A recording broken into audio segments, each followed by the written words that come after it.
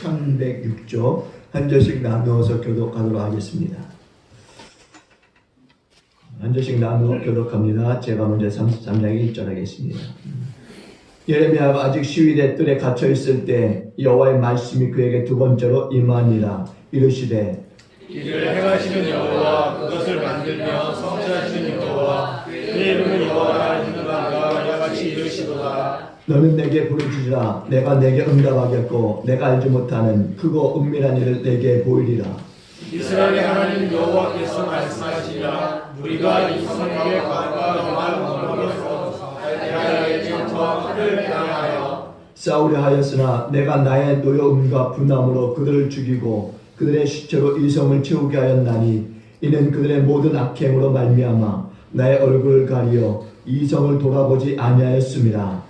그러나 내가 이 성읍을 치료하며 고쳐잡게 하고 평안과 지식이 풍성한 물이 남에게 끊을 것이며 내가 유다의 포로와 이스라엘의 포로를 돌아오게 하여 그들을 처음과 같이 세울 것이며 내가 그들을 내게 범한 모든 재앙에서 저장하게 하며 그들이 내게 범하며 행한 모든 죄악을 사할 것이다. 함께 하십니다. 이 성읍이 세계 열방 앞에서 나의 기쁜 이름이 될 것이며 찬송과 영광이 될 것이요 그들은 내가 이 백성에게 베푼 모든 복을 들을 것이요 내가 이 성읍에 베푼 모든 복과 모든 평안으로 말미암아 기도하며 떨리라. 아멘. 한번 인사합니다. 조금 더 힘을 냅시다 라고 인사합시다. 조금 더 힘을 냅시다. 요즘 여러분들이 바쁜 거 아는데요. 조금 더 힘을 내셔서 우리가 함께 달려갈 수 있길 바랍니다. 교회 21일 안 하던 기도회 하려니까 아마 힘이 드시는 분들 많이 계실 거예요. 그리고 또 갑자기 21일 기도회 하다 보니까 또 예배일도 바쁜데 교회까지 그렇게 늦게까지 또 모여서 기도하고 하니까 매우 바쁜 거 아닌데요. 조금 더 힘을 내셔서 우리가 조금만 더 달려가면 반드시 또 하나님의 뜻을 이루고 하나님께 영광 올려드릴 수 있는 그런 귀한 시간들이 될 줄로 믿습니다. 오늘 우리가 인생을 살아가다 보면은 어려움과 위기를 맞을 때가 많이 있죠. 근데 우리에게 이 어려움이라든가 위기가 없다면 좋겠지만은 어디 그렇습니까? 우리가 지금까지 경험상으로 봐더라도 그런 적이 한 번도 없었다라는 거죠. 그러면 왜 이렇게 우리에게 이런 어려움이나 위기가 찾아오는가? 이런 질문을 당연히 할 수밖에 없는 거고, 그러면 이런 위기와 이런 어려움을 당할 때 이것을 어떻게 헤쳐나가야 되느냐는 거죠. 사람들은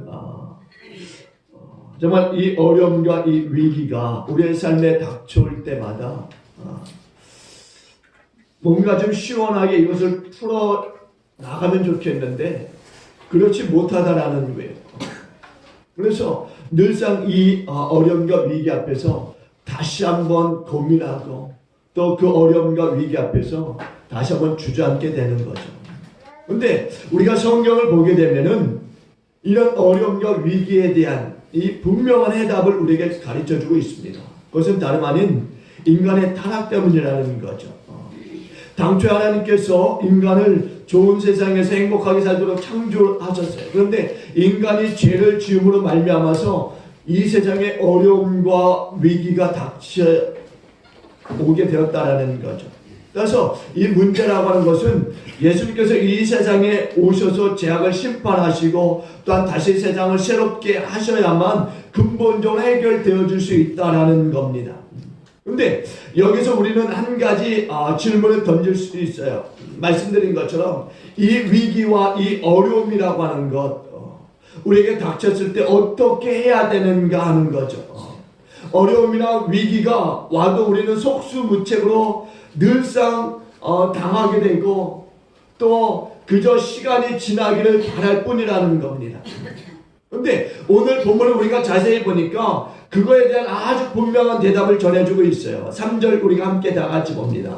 3절 다 같이 봅니다. 시작. 너는 내게 부르짖으라. 내가 내게 응답하겠고 내가 알지 못하는 크고 은밀한 일을 내게 보이라. 아멘. 하나님께서는 우리가 어려움이나 위기를 맞을 수 있다고 하는 것을 알고 계시는 거죠. 그래서 그것에 대해서 대처할 수 있는 비결을 주셨어요. 근데 그 비결은 뭐 아주 복잡하거나 또 이렇게 어려운 것이 아니라는 거죠. 단순히 하나님께 부르짖으라 이렇게 말씀하고 있는 거예요. 그러면 응답해 주시겠다 말씀합니다. 그리고 더 나아가서는 내가 알지 못하고 있던 그 하나님의 큰 일을 보여주시겠다라고까지 말씀하고 계십니다. 저는 오늘 성경의 이 말씀을 보면서 실제적으로 이 말씀에 해당되는 새 인물에 대해서 여러분들에게 말씀드리고 본문의 말씀들을 또 이야기하도록 하겠습니다. 특별히 이 소개할 이 세 명의 이 인물들은 우리와 같이 어려움과 위기를 만났던 사람들이었습니다. 그럼에도 불구하고 그 자신들이 감당할 수 없는 그 어려움과 위기 속에서 정말 하나님의 이름을 부르면서 잘 그 어려움과 위기를 헤쳐나갔던 사람들이라는 거죠. 그뿐만이 아니라 그 위기를 통해서 또 하나님의 놀라운 역사를 볼 수 있었다는 거죠. 이로 인해서 그들의 이 믿음이라고 하는 것은 다시 한번 큰 도약을 이루는 그런 기회가 되어졌던 것을 보게 됩니다. 그러니까 특별히 현재 이 어려움 속에 처해 있는 저와 여러분들, 그리고 또 어떤 어려움과 위기가 오더라도 뭔가 좀 믿음으로 극복하길 원하는 성도님들, 우리 모두에게 이 본문은 다시 한번 새롭게 하는 말씀이라는 거죠. 정말 우리 모두가 이 말씀을 다시 한번 깊게 새기고 정말 위로와 용기를 얻고 다시 한번 승리하는 삶을 또 살아가시는 저와 여러분이 되어지길 바랍니다. 그래서 믿음의 큰 진보를 보일 수 있는 그런 삶이 되어지고 하나님께 영광 올려드릴 수 있는 그런 또 저와 여러분이 되길 바랍니다. 먼저는 역대기 18장에 등장하는 이 여호사밧이라고 하는 사람이에요. 여호사밧은 하나님을 굉장히 경외했던 신실한 유다 왕이었습니다. 하나님은 여호사밧과 이 유다에게 은혜를 베푸시는데요. 나라가 굉장히 태평했던 거죠. 그런데 오게티와 같이 여호사밧에게 한 가지 잘못이 있었습니다. 그것은 다름 아닌 이스라엘의 악한 왕 아합과 동맹을 맺는 것이었어요. 그래서 자기 아들을 이 아합 왕의 딸과 결혼을 시키게 됩니다. 사실 동맹이라고 하는 것은 사실 옛날에 이 국가의 이 큰 대사였습니다. 그래서 상대편의 이 아들과 딸과 결혼시켜서 어떤 나라에 뭔가 좀 이득을 취하는 그런 관습이 있었던 거죠. 그러니까 까마귀 싸우는 것에 백로가 가지 말아야 되는데 여호사밧과 같이 신실한 왕이 정말 우상을 섬기는 이 아합 왕과 가깝게 지내게 되는 거죠. 물론 국가를 위한다고 하는 명분이 있었지만은 아합이라고 하는 사람은 이미 하나님을 떠나 있는 사람이었어요. 그런 사람과 정치적으로 또한 혈연적으로 깊은 관계를 맺는다고 하는 것은 상당히 위험한 것이었습니다. 이미 하나님은 이것을 알고 계셨던 분이세요. 그리고 이 유다는 이미 하나님이 함께 하시고 있는 나라였다는 거죠.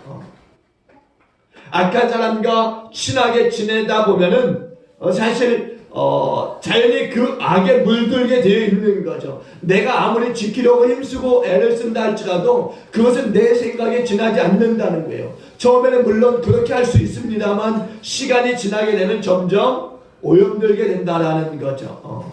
악은 누룩과 같아서 퍼지는 성질이 있어요. 그래서 흔히 성경은 믿지 않는 사람과 멍에를 같이 매지 말라 이렇게까지 말씀하고 있는 거죠. 또 악한 사람과 가깝게 지내다 보면은 악한 사람으로 인해서 어려움을 겪을 수 있게 된다는 거죠. 가깝게 지내다 보면은 악한 사람이 하는 일에 나도 모르게 개입이 되는 일들이 있게 된다는 거죠. 그러면 그로 그 일로 인해서 악한 열매를 맺게 된다는 거예요.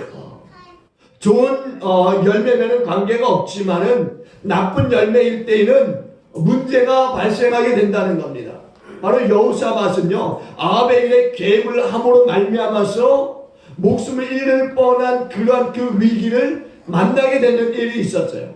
어느 날 여호사밧이 이제 아합이 있는 사마리아로 가게 됩니다.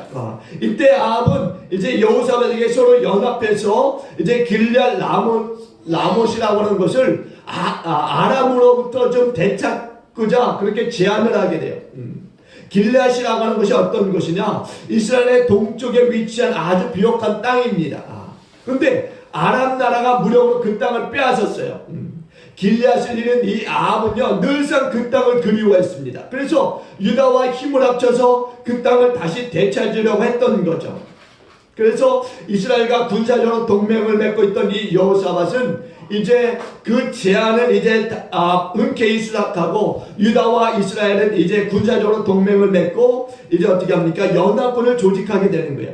그런데 미가야 선지자는 이제 하나님의 말씀을 전하는데 이 전쟁에 반대하시는 하나님의 말씀을 전하게 되는 거예요. 하나님이 기뻐하시지 않는 전쟁이라는 거죠. 하나님이 함께 하시지 않는 전쟁이라는 거예요. 그러니까 하나님이 함께 하지 않는 전쟁은 어떤 겁니까? 피하는 전쟁이요. 지금까지 이스라엘이 애굽으로부터 나와서 수많은 전쟁을 했지만은 그때마다 승리할 수 있었던 비결은 뭐냐? 바로 하나님이 함께 하셨고 하나님이 허락하시는 전쟁 가운데서 이겼다라는 거예요. 그러니까 하나님이 함께 하시고 하나님이 그 전쟁을 허락해야만 이기는 전쟁을 이스라엘은 지금까지 해왔던 거예요. 그런데 이번 전쟁만큼은 하나님이 원치 않는다라는 거죠. 그런데 사람은 어떻습니까? 사람이요, 고집이 굉장히 세요. 그래서 한번 자기가 결정한 일에 대해서는 주위에서 아무리 말을 해도 듣지 않는 그런 성격이 있다라는 거예요. 또 물론 주변의 사람들에게 그것에 대해서 묻기는 하지만 참고일 뿐이라는 거, 참고. 여호사밧과 아합도 마찬가지였어요. 아무리 미가야 선지자가 진실된 하나님의 말씀이라 전하여도 그것을 듣지 않았던 거예요. 그리고 자신들의 생각대로 이 전쟁을 시작하게 되는 거죠. 하나님의 뜻을 거역한 전쟁이니 당연히 패할 수밖에 없는 거예요. 전투가 아주 치열하게 벌어졌어요. 여호사밧은 적군에게 포위를 당하는 일까지 생기게 되었습니다. 왕복을 입었던 이 여호사밧을 이스라엘의 왕으로 착각하고요, 아람 군인들이 일제히 이 여호사밧 왕을 공격하기 시작했던 거예요. 여호사밧의 이 목숨은 그야말로 정말 절대절명의 위기에 처해하게 된 겁니다. 근데 이때 여호사밧은 하나님께 부르짖게 되는 거예요. 절대절명의 이 위기의 순간에 하나님께 부르짖는 거죠. 그랬더니 하나님께서 그의 부르짖음에 응답을 하셨어요. 그리고 그는 극적으로 그곳에서 이제 구원을 받게 되는 거죠. 이 장면에 대해서 역대하 18장 31절에서 이렇게 증거하고 있습니다. 병거의 지휘관들이 여호사밧을 보고 이르되 이가 이스라엘 왕이라고 돌아서서 그와 싸우려 한즉 여호사밧이 소리를 지르매 여호와께서 그를 도우시며 하나님이 그를 감동시키사 그를 떠나가게 하신지라 이렇게 말씀해요. 여호사밧은 절대절명의 위기 속에 하나님의 이름을 불렀다라는 거예요. 그랬을 때 하나님은 그 부르짖음을 들으시고 즉각적으로 반응하셨어요. 그래서 이 아람의 이 군사들을 떠나가게 하셨다라는 거예요. 여러분, 위기를 당했던 여호사밧이 하나님의 이름을 불렀던 거예요. 그랬더니 하나님은 즉각적으로 아람 군대들의 이 마음을 감동시키셔서 이 여호사밧을 떠나게 하셨다라는 거예요. 여러분, 아람 왕 베나닷은요, 아합 왕과는 좀 원한이 깊은 사람이었어요. 그러니까 이 전쟁의 이 시작도 사실은 아합 왕 때문이었습니다. 이 아람 왕은 아합 왕을 죽이고 싶었던 거예요. 그래서 전쟁할 때에도 이미 군사들에게 그런 이야기를 했어요. 다른 사람보다도 아합 왕을 죽이라고. 그랬더니 이제 전쟁이 시작되었을 때 이 아람 왕의 이 군사들은 아합 왕을 찾았던 거예요. 그래서 왕복을 입었던 이 여호사밧을 아합 왕으로 착각하고 이 여호사밧에게 달려들었던 거죠. 근데 하나님은 여호사밧의 이 부르짖음에 즉각적으로 응답하시고 바로 그 위기로부터 구원해 주셨던 거예요. 여러분, 하나님은요 이처럼 부르짖음에 즉각적으로 응답하시는 하나님이신 것을 믿으시기 바랍니다. 아합은요 이 전쟁으로 말미암아서 죽었어요. 전사한 거죠. 여호사밧은 그 전쟁의 위기에 있었지만은 그럼에도 불구하고 여호와의 이름을 부름으로 그 전쟁으로부터 구원을 받았습니다. 그러나 그 전쟁의 그 주역이었던 이 아합 왕은 그 전쟁에서 전사하고 말았어요. 이처럼 하나님은 부르짖는 그 여호사밧에게 응답하셨고 여호사밧은 이 일로 인해서 큰 교훈을 얻게 되었던 거죠. 그리고 두 번째는요, 역대하 14장에 보면은 아사라고 하는 사람이 등장해요. 아사. 이 아사가 누구냐? 유다 왕이면서도 바로 전에 언급했던 바로 이 여호사밧의 이 아버지입니다. 아사는요 정치를 상당히 잘했던 사람이에요. 그러면서 하나님을 경외했습니다. 그런데 구스 사람 이 세라가요 이 중동의 지배를 꿈꾸면서 이제 땅을 점점 더 확대해 나가는 거예요. 구스는 지금의 이집트 남부와 에티오피아의 일대를 가리킵니다. 이 구스 출신이었던 이 세라가 애굽의 왕이 되어진 거예요. 그리고 왕이 된 후에 어떻게 하느냐, 이제 자기가 이제 가지고 있던 그 야심, 땅을 넓혀가는 그 일들에 대해서 행동을 옮기게 되는 거죠. 그래서 100만 대군과 이제 300 병거를 가지고서 이제 중동으로 진출하는 일들을 시작하게 되는데 그 첫 번째 전쟁이 뭐냐? 바로 유다라고 하는 나라예요. 왜냐하면은 유다를 거쳐서 이제 중동을 이제 나갈 수 있기 때문에 유다라고 하는 나라는 반드시 싸워야 되는 나라가 되어진 거죠. 그래서 세라라고 하는 이 왕은 이제 이스라엘과 전쟁을 하게 되는데 이스라엘의 이 유다 왕인 이 아사는 이제 세라의 이 군대에 맞아서 이제 군사를 일으키고 이제 전쟁에 나가게 되는데 사실 이 100만 대군과 이 유다의 이 아사 왕의 이 군대는 사실 반도 안 되는 군사였어요. 여러분 생각해 보십시오. 반도 안 되는 100만 대군에 맞서는 이 50만도 안 되는 이 유다의 이 군사라고 하는 것은 사실 싸워보나 마나한 전쟁입니다. 여러분 전쟁이 뭡니까? 전쟁이라고 하는 것은요 국가에 있어서 가장 큰 위기예요. 전쟁에 지면은 정말 상대방에게 모든 것을 다 내어줘야만 하는 것입니다. 노예로 잡혀가기도 하지만은 상대방이 하라고 하는 대로 다 할 수밖에 없는 그런 상황이에요. 좋은 것, 값진 것, 때로는 좋은 사람 다 빼앗겨가고 전쟁에 지면은 어떻게 됩니까? 모두가 다 살생을 당할 수밖에 없는 거예요. 그러니까 이 전쟁은 반드시 이겨야만 되는 거예요. 사람의 숫자와 상관없이 전쟁에 나가는 사람들은 반드시 이겨야 되는 거죠. 상대방이 어떻든 간에 반드시 이겨야 되는, 그래야 자신의 가족도 지키고 나라도 지킬 수 있는 거예요. 그런데 전력을 보니까 전혀 게임이 되지 않는 거예요. 상식과 경험으로 보면은 질 수밖에 없고 죽을 수밖에 없는 전쟁이라는 거죠. 그리고 이것을 아사 왕도 알았어요. 평소에 하나님을 경외했던 이 아사는요, 이 위기를 극복할 수 있는 길은 단 한 가지밖에 없다는 것을 알았습니다. 그것은 뭐냐? 바로 하나님께 기도하는 거예요. 바로 하나님께 기도하는 것. 기도는 하나님의 능력을 일으키는 역할을 하죠. 우리가 다니엘 기도를 하고 있는데 지금 오늘로서 11일째를 우리가 맞이하고 있습니다. 근데 늘상 여기에 나오는 이 모든 이 강사님들이 하시는 이야기는 기도의 능력이에요. 하나님께서 기도를 통해서 일을 하고 계심을 우리에게 말씀해 주셨습니다. 하나같이 정말 우리가 해결할 수 없는 그 극한 그 어려움 속에 있던 사람들이 정말 하나님 앞에 부르짖음을 통해서 하나님과 동행함을 통해서 그 위기들과 어려움들을 극복하면서 오늘 정말 우리들에게 그 메시지를 전해주고 있는 다니엘 기도의 이 현장 우리가 볼 수 있습니다. 이처럼 오늘 이 아사 왕도 하나님께 부르짖는 거죠. 아사 왕이 역대하 14장 11절에 보니까 이렇게 기도합니다. 아사가 그의 하나님 여호와께 부르짖어 이르되 여호와여 힘이 강한 자와 약한 자 사이에는 주밖에 도와줄 리가 없사오니 우리 하나님 여호와여 우리를 도우소서. 우리가 주를 의지하오며 주의 이름을 의탁하옵고 이 많은 무리를 치러 왔나이다. 여호와여, 주는 우리 하나님이시오니 원하건대 사람이 주를 이기지 못하게 하옵소서. 이렇게 간구하는 거죠. 도와줄 분은 오직 여호와 하나님뿐이라는 사실을 분명하게 고백하고 있는 거예요. 그리고 우리가 지금 숫자는 정말 부족하지만 그럼에도 불구하고 이 무리를 치러 올라왔다는 거죠. 그리고 여호와 하나님이 우리 하나님이시기 때문에 사람이 주를 이기지 못할 것을 우리가 믿고 나왔다라는 거예요. 여러분, 아사의 이 부르짖음의 이 기도는 어떻게 합니까? 하나님이 즉각적으로 응답하셨어요. 하나님께서 구스 사람 이스라엘의 군대가 유다에게 패하는 역사를 허락하시는 거죠. 다시 말하면은 아사의 군대가 하나님의 군대가 되어져서 100만 대군을 싸그리 다 물리치고 그 땅에 그 전쟁 속에 살아남은 자가 없을 정도로 완전히 이스라엘 군대가 패하게 됩니다. 하나님은 아사의 기도를 통해서 이 전쟁 가운데 승리를 주셨어요. 여러분 생각해 보세요.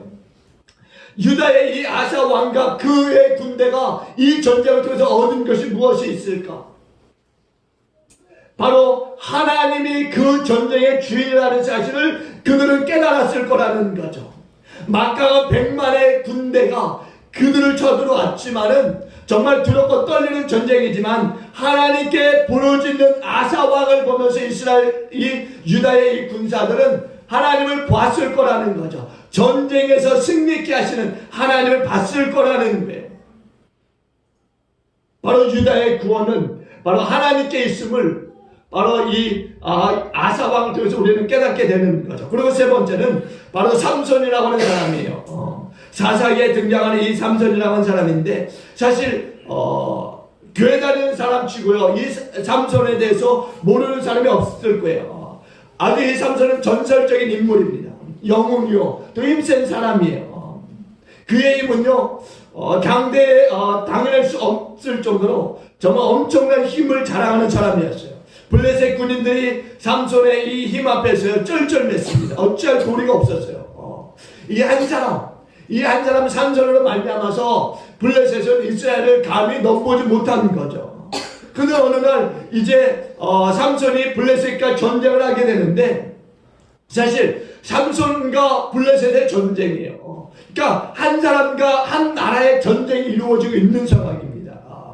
이 당나귀 턱뼈로 이제 블레셋과 이제 전쟁을 하게 되는데 어떻게 됩니까? 삼손이 아무리 힘이 세다 할지라도 이 한 나라의 군사를 어떻게 다 이길 수 있겠습니까? 그럼에도 불구하고 이 전쟁 가운데 삼손이 당나귀 턱뼈로서 이 블레셋 군대를 계속적으로 쳐 나가는 거죠. 한 1000명 이상 쳐 죽이는 거예요. 그런데 이렇게 많은 사람들 죽이다 보니까 힘이 빠지는 거예요. 아무리 장사를 할지라도 힘이 빠질 수밖에 없는 거죠. 그래서 견딜 수 없는 이 심한 갈증을 느끼게 되는 거예요. 정신없이 블레셋 사람들이 이리 치고 저리 치고 하는데 그 와중에 이제 목이 말랐던 거예요. 그리고 계속적으로 이렇게 싸우다가는 삼손 자신도 블레셋의 군인들에게 잡혀 죽을 수 있는 위기라고 하는 상황을 삼손은 느끼게 되는 거죠. 그래서 삼손은요 정말 이런 위기 속에서 어떻게 하느냐, 하나님 앞에 부르짖게 되는 거예요. 하나님의 이름을 찾는 거예요. 사사기 15장 18절에 보니까 삼손이 당나귀 턱뼈로 이 블레셋 군인들을 1000명을 죽이는 이 상황 속에서 위기를 맞았을 때 이런 기도를 합니다.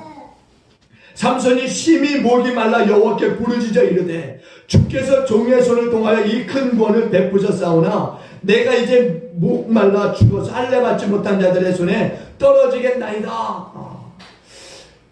한 나라의 군대를 상대로 해서 이제 삼손이 싸우고 있지만은 삼손이 힘을 다하고 있음에도 불구하고 목이 마름으로 인하여서 죽게 되었다라는 거예요. 그래서 하나님께서 어떻게 하느냐, 할례받지 못한 이 자들에게 삼손을 넘겨줄 수 없는 거예요. 만약에 삼손이 이 블레셋 이 사람들에게 넘겨져 죽기라도 한다면 어떻게 됩니까? 블레셋 사람들이 하나님을 비웃을 거라는 거예요. 그래서 삼손의 처절한 이 부르짖음에 하나님의 응답하시면 어떻게 하느냐, 그 땅의 이 우묵한 곳을 터뜨려서 샘물이 솟아나게 해서 마시게 하셨다라는 거예요. 어떤 사람이 밖으로 줘서 물 마시게 하는 게 아니라 땅을 터뜨려서 물이 솟아나서 마시게 하시는 하나님을 볼 수 있다라는 거예요. 그러니까 하나님은 아주 조밀하게 기도에 응답해서 역사하시는 하나님이심을 우리가 볼 수 있는 거예요. 여러분 생각하세요. 정말 이 블레셋 군대를 맞아 싸우는 이 삼손이 물을 찾아서 마시는 수가 어떻게 됩니까? 죽을 수도 있는 상황이. 그런데 땅의 응국한 곳을 터뜨려서 물이 솟아 올라와 마시게 하시는 하나님을 볼 수 있는 거예요. 제가 여러분에게 세 사람의 신앙의 사람들 소개해드렸어요. 여호사밧은 악한 사람의 일에 동조하는 실수를 했지만은 하나님께서 위기를 당한 그 여호사밧을 건져내시되 그의 부르짖음에 건지시는 하나님이심을 보았고, 또한 아사 왕이 정말 이 세라와의 이 전쟁 속에서 다시 한번 100만 대군을 맞서 싸울 때 부르짖음을 통해서 그 100만 대군을 오히려 물리치게 하시는 하나님을 또 보게 하셨고, 삼손이라고 하는 인물을 통해서 또 블레셋과의 전쟁 속에서 정신없이 싸우지만은 목마름으로 인해서 죽게 되었을 때 하나님은 샘을 터뜨려서 그로 하여금 마시게 하시고 그 전쟁을 승리하게 하시는 하나님을 우리가 볼 수 있었던 거죠. 이처럼 우리가 이런 이 세 사람의 이 신앙을 통해서 깨닫게 되는 것이 뭐냐? 위기를 맞았을 때 우리 신앙의 사람들이 극복할 수 있는 방법은 다른 게 아니라는 겁니다. 바로 기도라는 거죠. 기도. 비단 우리가 이런 이 예들은 어디서든 찾아볼 수 있다라는 거죠. 성경 어디서도 우리가 정말 기도로서 위기를 극복했던 신앙의 많은 인물들을 볼 수 있어요. 특별히 우리의 삶 속에서도 정말 이런 이 어려움이나 위기를 만났을 때 기도함을 통해서 승리하는 그런 사람들을 우리가 주변에서 볼 수 있고, 또한 이 다니엘 기도를 통해서도 기도의 이 승리를 이루었던 이 사람들의 이 간증을 우리가 듣지 않습니까? 여러분 정말 우리 중에도 그런 분들이 있을 거예요. 위기 속에서 기도를 통해서 승리한 그런 경험이 있는 분들이 있을 겁니다. 그러므로 위기나 어려움을 우리가 맞았을 때 망하거나 죽을 것이 아니라는 것을 우리는 분명히 알 수 있는 거죠. 또 낙심하거나 좌절할 때가 아니라는 것을 우리는 깨닫게 됩니다.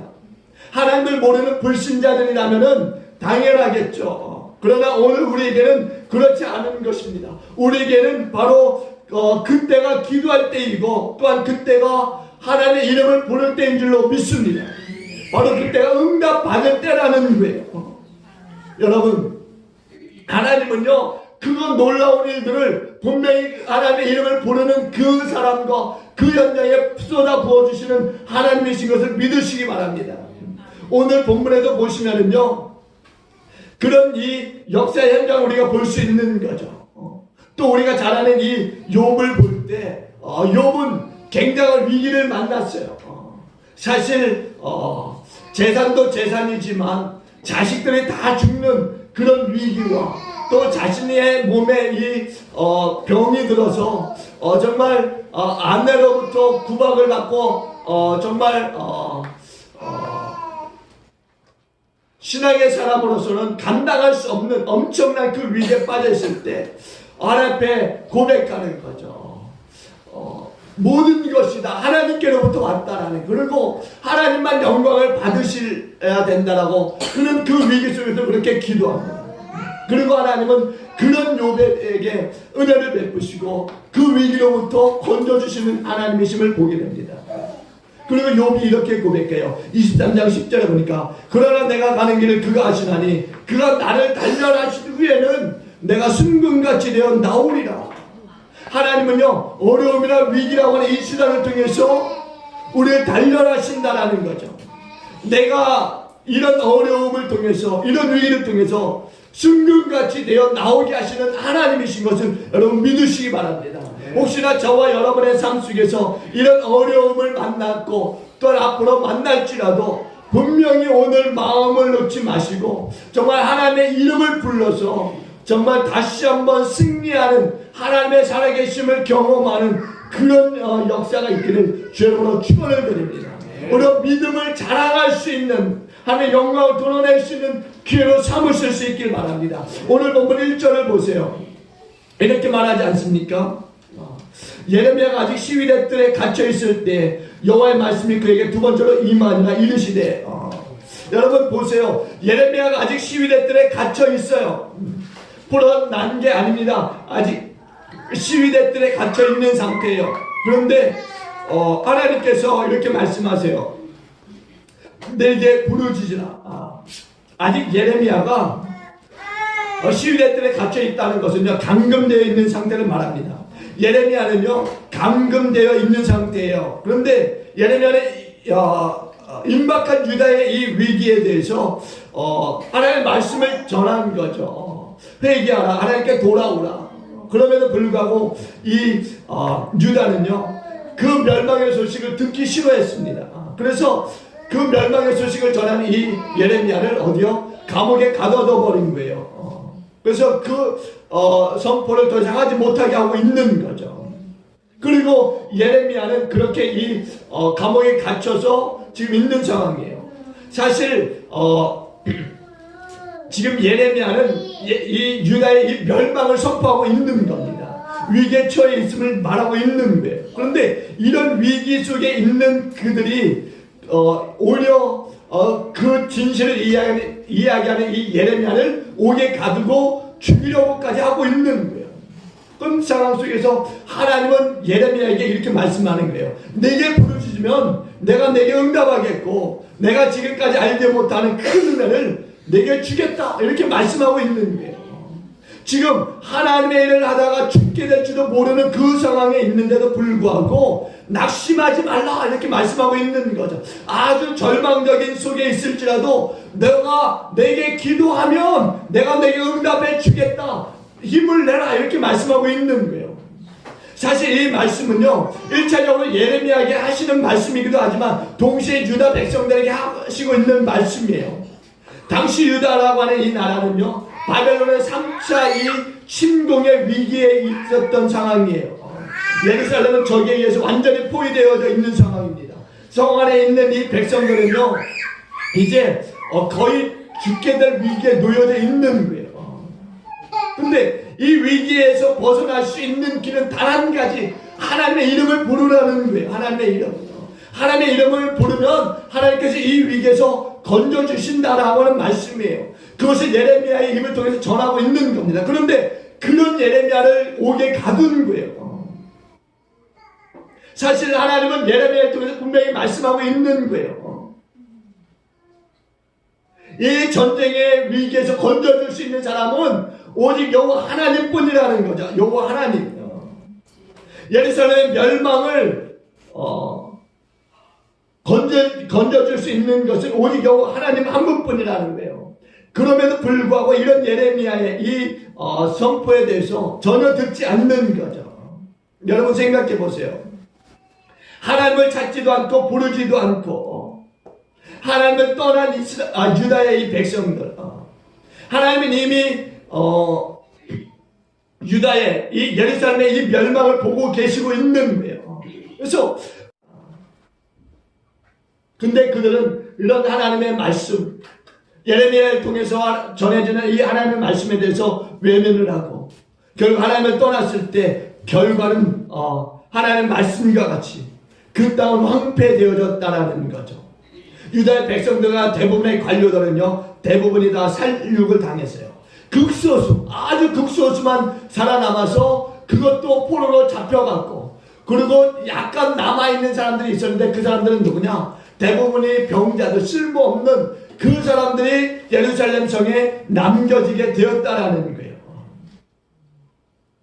여러분, 하나님께서 분명히 예레미야를 통해서 건져주시겠다라고 말씀했음에도 불구하고 듣지 않음으로 그 땅이 황폐되어져 갔다라는 거예요. 만일 유다 백성들이요, 하나님의 말씀을 듣고 회개하며 부르짖었다면 어떻게 됐을까? 상황은 완전히 달라졌을 거라는 거예요. 하나님께서는 그를 구원해 주셨을 거라는 거예요. 아무리 바벨론의 군대가 강하다 할지라도 하나님은 이 바벨론으로부터 구원해 주셨을 거예요. 그러나 그들이 듣지 않음으로 인해서 자신들의 멸망을 자초한 거죠. 어려움이 왔을 때, 위기를 만났을 때 겸손하게 무릎을 꿇고 하나님의 음성을 듣게 되면 하나님은 반드시 들어응답하여 주시는 줄로 믿습니다. 부르짖으면 응답해 주시는 하나님이시라는 거예요. 하나님이 어떤 분인지 아십니까? 오늘 2절에 보니까는 이렇게 말씀해요. 2절 다 같이 볼게요. 2절 다 같이 봅니다. 시작. 이를 행하시는 여호와, 그것을 만들며 성취하시는 여호와, 그의 이름을 여호와라는 이가 이와 같이 이르시는도다. 아멘. 여러분, 이를 행하시는 여호와, 그것을 만들며 성취하시는 여호와라고 말씀하고 있어요. 일을 시작하고 진행하면서 끝을 맺는 분이 누구시냐? 여호와 하나님이시다라고 말씀하고 있는 거예요. 즉 오늘 유다가 맞는 이 위기는 하나님이 시작한 것이고 진행하고 있는 것이고 최종적으로 마칠 것이다 라고 하는 말씀이에요. 여러분, 전능하신 하나님의 손 안에서 모든 것이 이루어지고 있음을 말씀하고 있는 겁니다. 그러니까 중간에라도 하나님께 돌아오면 하나님이 그 모든 일에 대해서 변경이 가능하시다 이렇게 말씀하고 있는 거예요. 여러분, 변경이 가능한 것은 뭐예요? 결과도 바꾸실 수 있는 하나님이시다라는 것을 말씀해주고 있는 거예요. 그러므로 현재 위기에서 벗어날 수 있는 길은 여호와 하나님의 이름을 부르는 것뿐이라는 겁니다. 여호와 하나님은 다 하실 수 있는 분이세요. 그러니까 믿고 부르짖어 보라는 거죠. 하나님께서 얼마나 답답하시면 이렇게 말씀하고 계실까? 사람들은요, 두 가지의 사람들이 있어요. 하나는 하나님의 힘으로 살려고 하는 사람들이 있는가 하면은 또 다른 사람들은 자신의 힘으로 살려고 하는 사람들이 있는 거죠. 즉 하나님을 믿지 않는 사람들은요, 자신의 힘으로 삽니다. 그럴 수밖에 없어요. 왜? 하나님을 모르니까. 하나님을 모르니까 자신의 힘으로 사는 건 당연합니다. 그러나 하나님을 아는 사람들이라면은 당연히 하나님의 힘으로 살아가야 될 줄로 믿습니다. 우리는 더 이상 자신의 힘을 의지하고 자신의 힘에 의해서 살아가는 자들이 되어서는 안 된다라는 거예요. 성도는 달라야 됩니다. 당연히 달라야 되는 거예요. 왜냐하면 창조주 하나님을 아는 사람들이기 때문에. 오늘 저와 여러분들은 하나님을 의지하는 자 되어야 될 줄로 믿습니다. 하나님을 나의 힘삼는 자 되어야 될 줄로 믿습니다. 이런 사람들을 가리켜서 은혜로 사는 사람들이다라고 말할 수 있는 거예요. 내 힘이 아니라는 거죠. 하나님의 힘이라는 거예요. 그러므로 하나님의 은혜로 사는 사람들은요, 하나님의 이름을 부를 수밖에 없는 거예요. 기도는요, 하나님의 힘을 내게로 가져오는 통로와도 같은 것입니다. 기도할 때 하나님의 힘이 내게 임하는 거죠. 그러니까 내 힘이 아니라는 것은 분명한 거예요. 기도를 통해서 하나님의 힘이 내게 부어지고 있으니까 그건 내 힘이 아니라는 거죠. 하나님의 힘이에요. 우리는 하나님의 힘으로 살아가는 자들 되어야 될 줄로 믿습니다. 하나님께 힘을 받지 않으면 내 힘으로 살아갈 수밖에 없는 거예요. 그렇게 살다 보면은 결국에 지쳐 쓰러질 수밖에 없는 거예요. 다니엘 기도회를 통해서 여기에 나오시는 많은 강사님들이 이야기하는 것이 뭡니까? 내 힘으로 살려고 했을 때 안 되는 것을 경험했던 분들이에요. 그리고 하나님을 철저히 의지하고 내 모든 것을 내려놨을 때 하나님의 그곳에 역사하시는 것을 보게 되었던 거죠. 엄청난 생명의 위기 앞에서도 그들은 하나님의 이름 부르기를 포기하지 않았어요. 그랬더니 하나님이 역사해 주시더라는 거죠. 오늘 마찬가지예요. 이스라엘이 하나님의 이름을 불렀다면은 아무리 엄청난 위기를 만났을지라도 하나님을 건져 주셨을 거라는 거예요. 그리고 이 신앙의 많은 이 사람들이 우리 가운데 이야기해 주는 것이 그거였어요. 엄청난 생명의 위기 앞에서 하나님의 이름을 불렀더니 하나님의 그 위기에서 건져 주셨다라는 거예요. 그것을 우리에게 말씀해 주고 있어요. 당신들도 생명의 위기 앞에서 하나님의 이름을 부르라. 그러면 건져 주신다. 이렇게 확실하게 말씀하고 있는 거죠. 여러분, 하나님의 은혜로 하나님의 힘으로 사시기를 바랍니다. 일부러만 하나님의 힘으로 산다라고 말하지 마시고 정말 실제로 하나님의 은혜로 사는 저와 여러분이 되어질 수 있기를 바랍니다. 형식적으로 하지 말라는 거예요. 처음부터 내가 생각하고 내가 계획하고 우리가 어제 기도회를 마치고 그런 얘기를 잠깐 들었어요. 믿지 않는 사람들이 잘 되더라.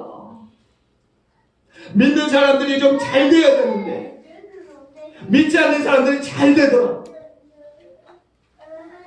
여러분 왜 그런지 아십니까?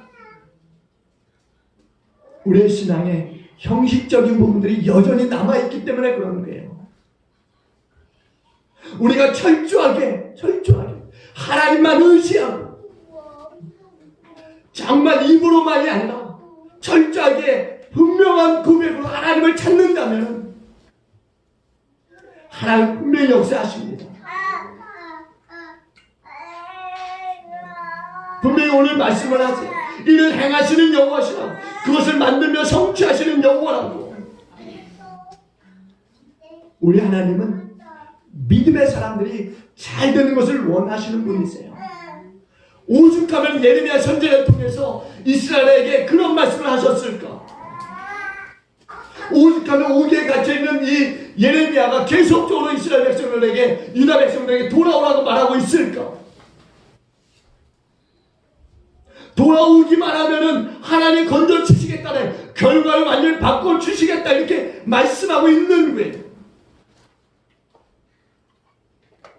여러분, 우리가 오늘 주일 예배를 드림에도 불구하고 이게 형식적이 되어지면은요, 나중에 이게 습관처럼 되어집니다. 습관처럼. 나는 예배를 잘 드리고 있는 것 같은데 습관처럼 되어지는 거예요. 습관처럼. 나도 모르게.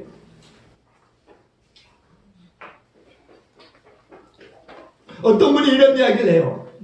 사람들은 시간이 없다고 해서 기도하지 않고 일을 한다. 그러나 기도하지 않고 하기 때문에 기도하는 시간보다 훨씬 많은 시간을 낭비한다.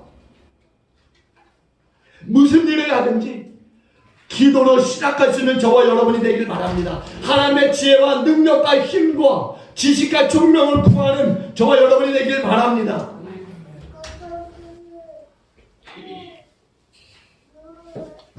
우리 하나님은 실수가 없으신 하나님이십니다. 좋으신 나의 하나님이신 것을 믿으시길 바랍니다.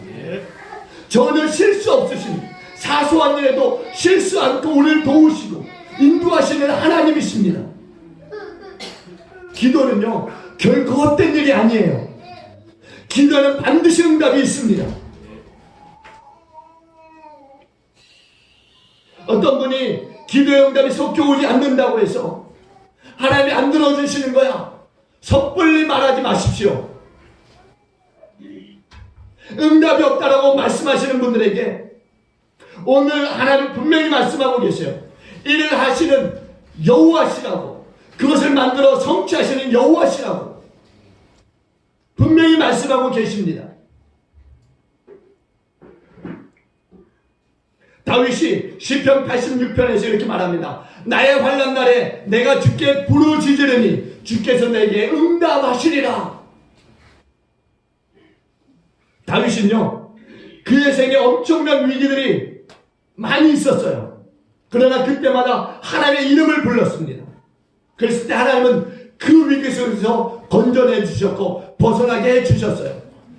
시편의 말씀, 여러분 150편의 이 말씀들 가운데서 하나님은 내가 너의 하나님이고 위기 속에 나의 이름을 부를 때 나는 너를 건지는 하나님이심을 분명하게 말씀해주고 있는 말씀들로 가득 차 있다라는 거죠.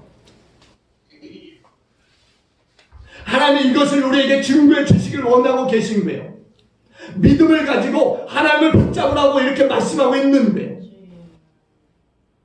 하나님이 우리에게 정말 간곡히 부탁하고 있는 말씀이에요. 너 위기를 만나면 나를 찾아 라고 말씀하고 있는 거예요.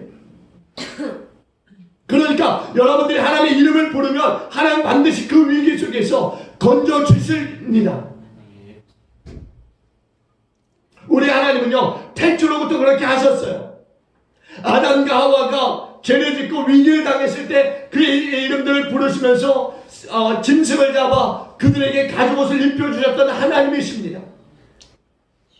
그리고 그 이후로 계속적으로 어려움을 당할 때마다 하나님은 그 이름을 부르는 자들에게 나타나셔서 그들을 건져주셨던 하나님이셨어요. 지금도 여전히 저와 여러분의 삶에서 하나님의 이름을 부르는 자들에게 하나님께서 함께 하신 그 위기 속에 건져주시는 하나님이십니다. 사랑하는 교회 여러분, 오늘 예레미야 33장 3절의 1절로 이 9절의 이 말씀은 저와 여러분들에게 주신 말씀이세요. 이 말씀을 믿고 기도하라고 주신 말씀인 것을 믿으시기 바랍니다. 그러니까 내 삶에 정말 위기만 만났을 때가 아니라 내 삶을 시작하는 그 모든 시간 속에서 이 말씀을 가지고 하나님을 찾으실 수 있길 주의 이름으로 축원드립니다. 하나님은 응답하시는 분이세요. 우리에게 약속의 말씀을 지금 주시고 있잖아요. 내가 내게 응답하겠다라고. 여러분, 이 말씀에 대해서요, 아끼지 마시기 바랍니다. 여러분, 이 말씀을 아껴서 뭐 하시게요? 국 끓여 드실 겁니까? 아니면 이 말씀을 아껴뒀다가 언제 쓰시겠습니까? 아끼지 마시고 언제든지 끊임없이 선포하시고 사용하시는 말씀 되길 주님으로 축원드립니다.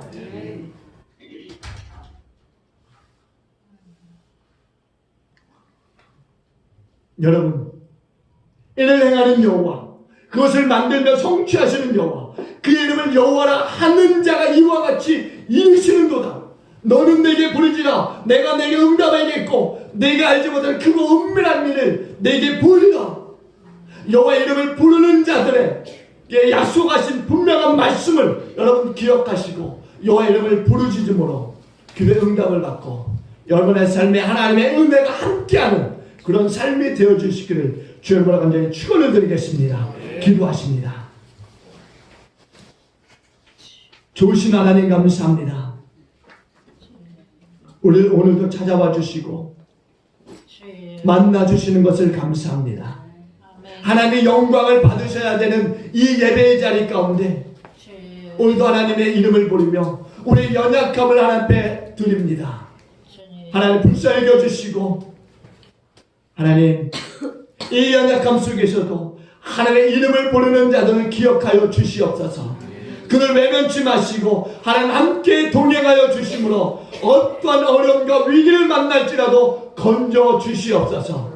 그래서 하나님이 하나님 되심을 귀한 성도를 통해서 나타내시고 드러내 주시옵소서.